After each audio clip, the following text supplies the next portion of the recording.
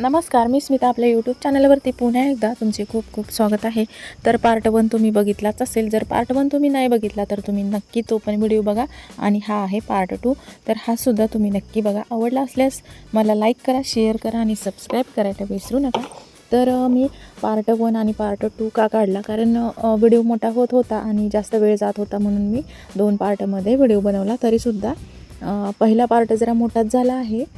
तर दुसरा पार्ट मी थोडक्यातच थांबवला आणि आम्ही कसं एन्जॉय केलं आणि कोणत्या मंदिरात गेलो हे तुम्हाला या व्हिडिओमध्ये दिसणार आहे.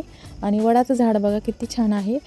तर ह्या वर्षी इकडं अजून पाऊस नसल्यामुळे ना जास्त मोठी झाडं झालेली नाहीत, सुकलेली आहेत झाडं. नाही तर ह्यावेळेस खूप छान अशी हिरवळ झाली असती, पण असं काहीही झालेलं नाही. तर असू द्या, पाऊस कधीतरी पडेल आणि झाडं हिरवी होतील. तर ही आहे आमची छोटी शून.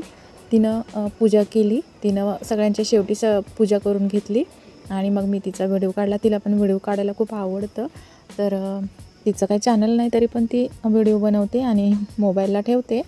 तर मी सुद्धा सगळ्यांचे व्हिडिओ बनवले, कारण माझ्या मोबाईलमध्ये तुम्हाला मी त्या पार्ट 1मध्ये सांगितलंच की व्हिडिओ फोटो चांगले निघतात, म्हणून सगळ्यांनी माझ्याच मोबाईलमध्ये काढले होते आणि मग मी इथं काढलं होतं. तर सर्व बायका नटून थटून मस्त अशा आपल्या घरातल्या कामातून वेळ काढून त्या नटून थटून आल्या होत्या. तर बायकांना ना वेळ काढून तेवढंच आलं तर बरं वाटतं आणि खरंच मनाभावापासून सगळं करतात. ज्या रूढी परंपरा पहिल्यापासून चालत आलेल्या आहेत त्या जपण्याचा प्रयत्न करतात. थोडाफार बदल झाला आहे, पण तरीसुद्धा रीतरिवाज काय सोडत नाहीत. प्रत्येक रीतरिवाज ह्या सगळ्या मिळून करतात आणि हौसेने सगळं करतात. तर खूप छान वाटतं असं अजूनसुद्धा रीतरिवाज चालू आहे आणि अशीच परंपरा चालत राहावी. अशीच आपली मराठी परंपरा किंवा सगळीच परंपरा अशी चालत राहावी. सणवार हे जर आपण केले तर त्याच्यामध्ये उत्सव, हौस मौज हे सगळंच होतं. तर कामातून धंद्यातून पहिल्या लोकांनी वेळ मिळावा म्हणून हे सणवार काढले आहेत. ते सुद्धा आपल्यासाठीच, जे आहे ते आपल्यासाठीच आहे सगळंच. तर आपल्याला सणवारच नसते तर आपण उगाचच नटून थटून फिरलो असतो का? नाही. तर आपल्या कामातून आपल्याला वेळ मिळाला असता का? तर नाही. कारण आपणच केलं सणवार तर आपल्यासाठीच हौस मौज किंवा रीतरिवाज असतात. तर हे सगळं आपण खरं तर केलं पाहिजे. आणि तसं बघितलं तर सर्वजण ज्याच्या त्याच्या परीने ते पुढे नेण्याचा प्रयत्न करतात. आता सर्वांच्या पूजा झाल्या, सर्वांनी पूजा केल्या, फोटो काढले. नंतर पण फोटो काढलेले आहे ते तुम्हाला दाखवतेच. आणि नंतर मग आम्ही 5 जणींनी स्पेशली इरकलवाल्या बायकांनी ना असं 7 फेऱ्या घेतल्या आणि वडाची पूजा केली. तर बघू शकता आम्ही पूजा कशी केली आणि 7 फेऱ्या घातल्या. तर अशा आम्ही 5 जणींनी ह्या 7 फेऱ्या घातल्या. बरोबर 5च इरकलवाल्या होत्या आणि बरोबर 5 जणींचीच 7 फेऱ्या झाल्या. आणि नंतर मग सगळं झाल्यानंतर आम्ही फोटो काढले मस्त जावाजावानी मिळून. तर ह्या आमच्याच गावातल्या बायका, कोण पाहुण्या तर कोण अशा सगळ्या होत्या. तर मग आमच्या जाऊबांनी पण फोटो काढले, आम्ही पण फोटो काढले, सगळ्यांचेच फोटो काढले. आणि मग तरी पण खूप उशीर झाला. देवीच्या मंदिरामध्ये पण फोटो काढले, घरात पण फोटो काढले आणि तिकडे वडाला पण खूप फोटो काढले, येताना पण काढले आणि रोडनी जाताना पण काढले फोटो. तर म्हणायच्या बायका लोक काय म्हणतील, मी म्हणले लोकांना काय हे करायचं आहे, आपल्याला हौस आहे ना तर आपण काढून घ्यायचं फोटो. तर बघू शकता आम्ही एकमेकींच्या अशा ओट्या भरल्या, सर्वांच्या ओटीमध्ये घातलं. तर तशी वडाला गेल्यानंतर परंपरा असते सावित्री म्हणून आम्ही एकमेकींच्या ओट्या भरतो, म्हणजे सगळेच भरतात. तसंच आम्ही सुद्धा भरलं, एकमेकींना खडीसाखर पेढा असं चारलं, खाऊ घातलं. आणि नंतर मग सगळे फोटो काढले. आता देवीच्या मंदिरामध्ये सुद्धा आम्ही पूजा केली आणि तिथं पण फोटो काढले सर्वांनी असे बसून.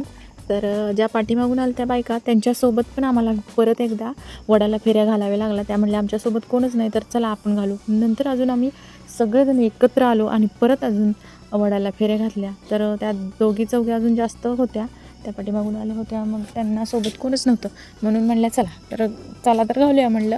मग दोरा काय आम्ही गुंडाळल्यानंतर पण वडाला फेऱ्या आम्ही सर्वजणांनी मिळून घातल्या. तर ह्यामध्ये बघू शकता इतक्या बायका होत्या. आणि तिकडे पुढे आम्ही चालत आलो. तिथं काय मी खूप दमले होते, व्हिडिओ काय काढायला जमलंच नाही, म्हणून फास्ट आलो सगळं सामान घेऊन. आणि नंतर ऊन पडलं होतं, जाताना आभाळ होतं पण येताना ऊन पडलं होतं, खूप ऊन झालं होतं.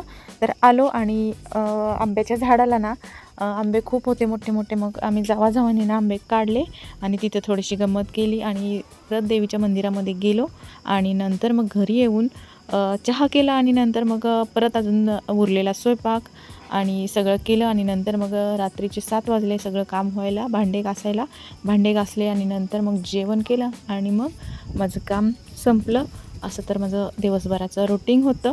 असं दिवसभराची दगदग झाली, पळापळी झाली, पण खूप छान वाटलं. पूजा झाली आणि पुरणाचं जेवण पण झालं. पुरण शिजायला थोडा उशीरच लागला होता मला, पुरणच लवकर शिजलं नाही. तरी पण मी पुरण शिजवलं, वाटलं आणि सगळं वाटून बिटून ठेवलं होतं आणि नंतर मग तिकडं गेलो होतो. तर उंबरं म्हणून उंबरं बनवतात त्या वडाला दाखवण्यासाठी. नैवेद्य नाही बनवत, उंबर म्हणून ते पुरण भरून गोल गोल करून शिजवायचं आणि ते वडाला दाखवायचं. तर तसं बनवून मी अगोदरच घेतलं होतं. तर तेच वडाला दाखवलं आणि मग दूध तापून घेतलं, चहा केला, सर्व कामं झाली आणि रात्रीचं मग जेवण केलं. सकाळी डॉगीला चपाती केली होती आणि नंतर मग पहिल्यांदा आल्या आल्या ही चपाती मी त्याच्यासाठी मोठी बनवली आहे. नंतर मग माझ्या सगळ्या पोळ्या करून घेतल्या. पण ह्यांनी मुलांनी काय केलं, आपण पोळ्या खायच्या आणि डॉगीला चपाती टाकायची का म्हणून त्याच्यासाठी एक पोळी दिली. त्याने ती आवडीने खाल्ली, सगळे चाटून चाटून पोळी खाल्ली. त्याला पण खूप आवडली पोळी आणि चपाती काही खाल्ली नाही. चपाती खाल्ली नंतर मग दुसऱ्या दिवशी. तर असं होतं माझं दिवसभराचं रुटीन. तर माझा व्हिडिओ तुम्हाला कसा वाटला आणि माझी पूजा वटपौर्णिमा कशी वाटली हे तुम्ही मला कमेंट करून सांगा. आवडलं असल्यास नक्की लाईक करा, शेअर करा, सबस्क्राईब करा.